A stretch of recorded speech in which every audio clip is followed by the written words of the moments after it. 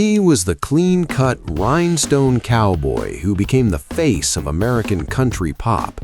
But Glen Campbell's most unlikely best friend was actually the king of shock rock, Alice Cooper.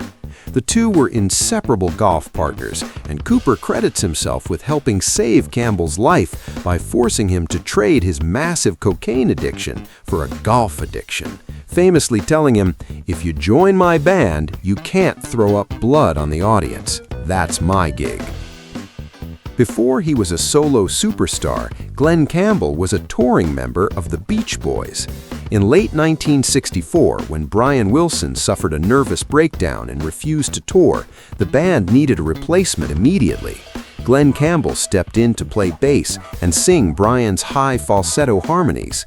He toured with them for 4 months in 1965 and even played guitar on their masterpiece album Pet Sounds. That's his 12-string guitar on Sloop John B. Glen Campbell was a key member of the Wrecking Crew, the legendary group of session musicians who played on almost every hit record coming out of Los Angeles in the 60s.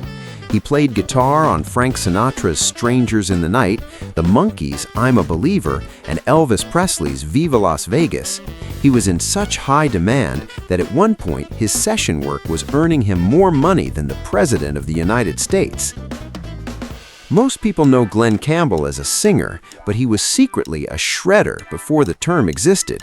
Eddie Van Halen, arguably the greatest rock guitarist of all time, frequently cited Glen Campbell as one of his favorite guitarists.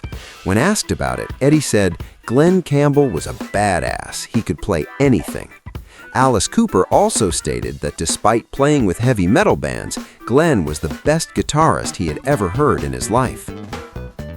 Glen Campbell had zero acting experience when he was cast as LaBeouf in the 1969 Western classic True Grit. The studio wanted Elvis for the role, but Elvis's manager, Colonel Tom Parker, demanded top billing over John Wayne, which killed the deal. John Wayne saw him on TV and personally requested him, saying he wanted the kid with the grin. Glen held his own against the Duke, and the movie became a massive success, earning him a Golden Globe nomination. The haunting bass guitar solo in Wichita Lineman is one of the most famous instrumental breaks in music history. It wasn't written in the sheet music. During the session, Glen borrowed a Fender Bass 6, a 6-string bass, from a fellow musician. He improvised the solo in one take, playing a melody that mimicked the sound of wind whistling through telephone wires.